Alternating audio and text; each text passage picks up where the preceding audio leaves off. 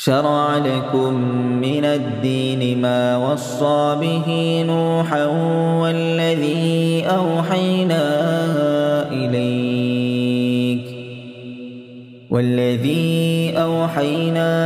إليك وما وصينا به إبراهيم وموسى وعيسى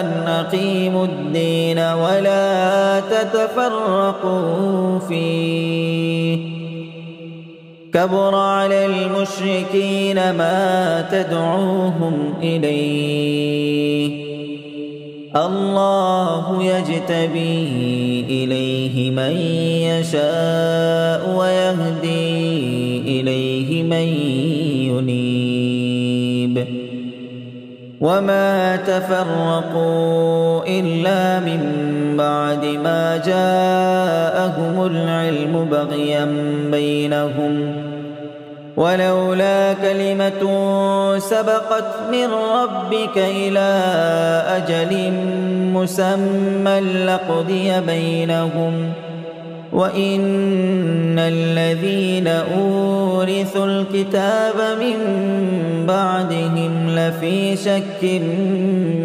منه مريب فلذلك فادع واستقم كما أمرت ولا تتبع أهواءهم وقل آمنت بما أنزل الله من كتاب وأمرت لأعدل بينكم الله ربنا وربكم لنا أعمالنا ولكم أعمالكم لا حجة بيننا وبينكم الله يجمع بيننا وإليه المصير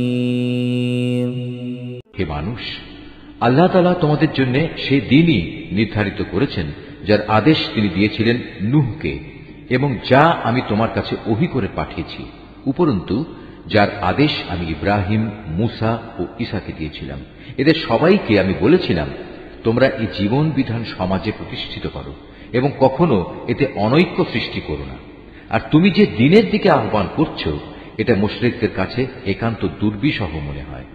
মূলত আল্লাহ তাআলা যাকেই চান তাকে বাছাই করে নিজের দিকে নিয়ে আসেন এবং যে ব্যক্তি তার অভিমুখী হয় তিনি তাকে দ্বীনের পথে পরিচালিত করেন।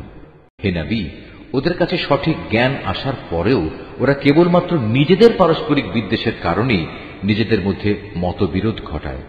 যদি এদের একটি সুনির্দিষ্ট কাল পর্যন্ত অব্যাহতি দিয়ে রাখার তোমার মালিকের ঘোষণা না থাকত, তাহলে কবেই আযাবের মাধ্যমে ওদের মধ্যে একটা ফয়সালা হয়ে যেত। আসলে যাদের আগের লোকদের পরে কিতাবের উত্তরাধিকারী বানানো হয়েছে তারা কোরআনের ব্যাপারে এক বিভ্রান্তিকর সন্দেহে নিমজ্জিত হয়ে আছে। অতএব হে নবী, তুমি মানুষদের এ দ্বীনের দিকে ডাকতে থাকো। তোমাকে যেভাবে আদেশ দেয়া হয়েছে সেভাবেই তুমি প্রতিষ্ঠিত থেকো। ওদের খেয়াল খুশির অনুসরণ করো না।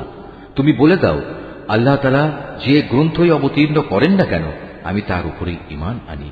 আমাকে আদেশ দেয়া হয়েছে যেন আমি তোমাদের মধ্যে ন্যায় বিচার করি। আল্লাহ তাআলা আমাদের মালিক এবং তোমাদেরও মালিক। আমাদের কাজ আমাদের জন্য এবং তোমাদের কাজ তোমাদের জন্য।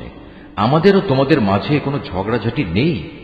আল্লাহ তাআলা আমাদের সকলকে এক জায়গায় জড়ো করবেন আর সবাইকে তার দিকেই ফিরে যেতে হবে।